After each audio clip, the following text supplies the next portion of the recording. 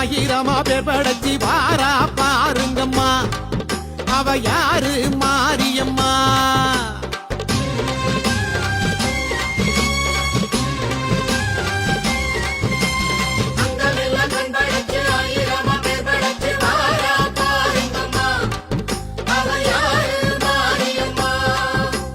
கண்ணபுரத்தா அவ என்ன படைச்சா,